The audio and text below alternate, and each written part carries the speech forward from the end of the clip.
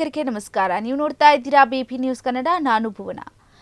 ಕರ್ನಾಟಕವು ನುಸುಳುಕೋರರ ಪಾಲಿನ ಭದ್ರತಾ ತಾಣವಾಗ್ತಿದೆಯಾ? ರಾಜ್ಯದಲ್ಲಿ ಮಿನಿ ಬಾಂಗ್ಲಾದೇಶ ಹುಟ್ಟಿಕೊಳ್ತಿದೆಯಾ ಎಂಬ ಸಂಶಯ ಹುಟ್ಟಿಕೊಳ್ಳುವಂತ ಆಘಾತಕಾರಿ ಮಾಹಿತಿಯೊಂದು ಹೊರಬಿದ್ದಿದೆ. ರಾಜ್ಯದಲ್ಲಿ ಬರೋಬ್ಬರಿ 20 ಲಕ್ಷ ಬಾಂಗ್ಲಾ ವಲಸಿಗರೇ ನೆಲೆಸಿದ್ದಾರೆ ಅಂತ ಇದೀಗ ಮಾಹಿತಿ ಲಭ್ಯವಾಗ್ತಾ ಇದೆ. ಹಾಗಾದ್ರೆ ಕರ್ನಾಟಕ ಮಿನಿ ಬಾಂಗ್ಲಾದೇಶ ಆಗ್ತಿದೆಯಾ ಅನ್ನೋ ಅನುಮಾನ ಕಾಡ್ತಿದೆ. ಈ ಕುರಿತು ಇಲ್ಲಿದೆ ಒಂದು ವಿಶೇಷ ವರದಿ. ಇದು ಈ ಹೊತ್ತಿನ ಕರೆಂಟ್ ಕಂಟೆಂಟ್. ಹೌದು, ಎಂಥದ್ದೊಂದು ಆಘಾತಕಾರಿ ಮಾಹಿತಿಯೊಂದು ಬಹಿರಂಗವಾಗಿದೆ. ಬೆಂಗಳೂರಿನ ಕೋಕಿಲು ಲೇಔಟ್ ತನಿಸಂದ್ರದಲ್ಲಿ ಅಕ್ರಮ ವಾಸಿಗಳ ತೆರವು ಕಾರ್ಯಾಚರಣೆ ಬಳಿಕ ರಾಜ್ಯದ ವಿವಿಧ ಕಡೆ ಅಕ್ರಮ ಬಾಂಗ್ಲಾ ವಲಸಿಗರ ಬಗ್ಗೆ ಚರ್ಚೆ ಬಿರುಸಾಗಿದೆ. ಗುಪ್ತಚರ ಇಲಾಖೆಯ ಮಾಹಿತಿ ಪ್ರಕಾರ ರಾಜ್ಯದಲ್ಲಿ ಬರೋಬ್ಬರಿ 20 ಲಕ್ಷ ಬಾಂಗ್ಲಾ ಪ್ರಜೆಗಳು ಅಕ್ರಮವಾಗಿ ನೆಲೆಸಿದ್ದಾರೆ. ಆತಂಕಕಾರಿ ವಿಚಾರವೆಂದರೆ ಈ ಪೈಕಿ 70% 80% ಮಂದಿ ಭಾರತೀಯ ಗುರುತಿನ ಚೀಟಿಯನ್ನ ಹೊಂದಿರೋದು ಪತ್ತೆಯಾಗಿದೆ ಅಂತ ಮೂಲಗಳು ತಿಳಿಸಿವೆ. ಇನ್ನು ಸುಮಾರು 20-25 ವರ್ಷಗಳಿಂದಲೂ ಪಶ್ಚಿಮ ಬಂಗಾಳದ ಮೂಲಕ ಭಾರತದ ಪ್ರವೇಶವನ್ನ ಮಾಡ್ತಾ ಇದ್ದಾರೆ ಬಾಂಗ್ಲಾದೇಶಿಗರು. ಅಲ್ಲಿಗೆ 2-3 ವರ್ಷಗಳ ಕಾಲ ನೆಲೆಸಿ ಆನಂತರ ಸ್ಥಳೀಯ ಜನಪ್ರತಿನಿಧಿಗಳ ಸಹಾಯದಿಂದ ಆಧಾರ್ ಕಾರ್ಡ್, ಚುನಾವಣಾ ಗುರುತಿನ ಕಾರ್ಡ್ ಚೀಟಿ ಸಹಿತ ಅಂತೆ ಭಾರತದ ಅಧಿಕೃತ ಗುರುತಿನ ಚೀಟಿಗಳನ್ನ ಪಡೀತಾ ಇದ್ದಾರೆ.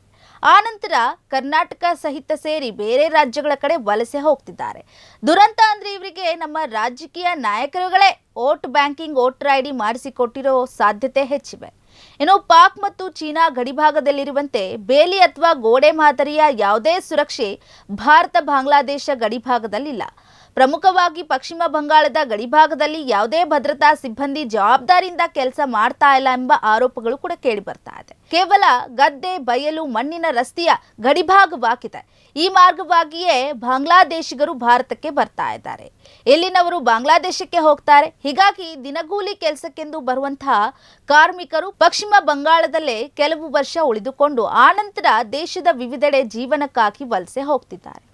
ರಾಜ್ಯದಲ್ಲಿ ಬೆಂಗಳೂರು ಮತ್ತು ಬೆಂಗಳೂರು ಗ್ರಾಮಾಂತರದಲ್ಲೇ ಹೆಚ್ಚು ಬಾಂಗ್ಲಾದೇಶಿಗರು ವಾಸವಾಗಿದ್ದು ಚಿಂದಿ ಆಯುವ ಕೆಲಸವನ್ನ, ಕಟ್ಟಡ ನಿರ್ಮಾಣ ಮಾಡುವಂತ ಕೆಲಸವನ್ನ, ಜೊತೆಗೆ ಸಲೂನ್ಗಳಲ್ಲಿ, ಆಸ್ಪತ್ರೆಗಳಲ್ಲಿ, ಸ್ವಚ್ಛತಾ ವಿಭಾಗಗಳಲ್ಲಿ, ರೆಸ್ಟೋರೆಂಟ್ಗಳಲ್ಲಿ, ಹೋಟೆಲ್ಗಳಲ್ಲಿ ಅಷ್ಟೇ ಯಾಕೆ ದಿನಬಳಕೆ ವಸ್ತುಗಳ ಮಾರಾಟಗಳಲ್ಲೂ ಕೂಡ ರಸ್ತೆ ಬದಿ ಬಟ್ಟೆ ವ್ಯಾಪಾರ ಮಾಡಿಕೊಂಡಿದ್ದಾರೆ. ಇದನ್ನ ಹೊರತುಪಡಿಸಿದ್ರೆ ಚಿಕ್ಕಮಗಳೂರು, ಉಡುಪಿ, ಶಿವಮೊಗ್ಗ, ಕೊಡಗು, ದಕ್ಷಿಣ ಕನ್ನಡ ಜಿಲ್ಲೆ ಹಾಗೂ ಉತ್ತರ ಕನ್ನಡ ಜಿಲ್ಲೆಗಳಲ್ಲಿ ಅಡಕೆ, ಕಾಫಿ ತೋಟಗಳಲ್ಲಿ, ರೆಸಾರ್ಟ್ಗಳಲ್ಲಿ, ಎಸ್ಟೇಟ್ಗಳಲ್ಲಿ, ಜೊತೆಗೆ ಫಾರ್ಮ್ ಹೌಸ್ಗಳಲ್ಲಿ ತೋಟದ ಕೆಲಸ ಮಾಡಿಕೊಂಡು ಜೀವನವನ್ನ ಸಾಕ್ತಾ ಇದ್ದಾರೆ.